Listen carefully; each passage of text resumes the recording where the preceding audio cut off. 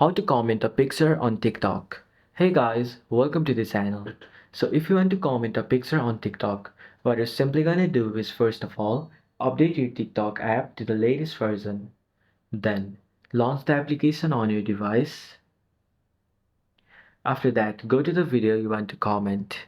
Then go to the comment section of the video, and then over here you can see all the comments of that video. Now, in order to upload a picture, what you're going to do is in the bottom right corner of your screen, you can see the photo icon. Click on it, then it'll take you to your gallery or your camera roll. Over here, you'll see all your photos present on your camera. Now you can either select a photo from over here or you can select a photo from your album by going to the all option on the top of the page. Over here, you'll see all your albums.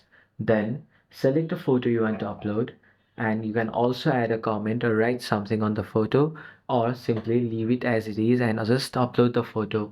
Now go to the arrow over here, then your comment will be published.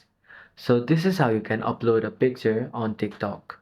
Thanks for watching till the end of the video. Hope you liked it and see you in the next video.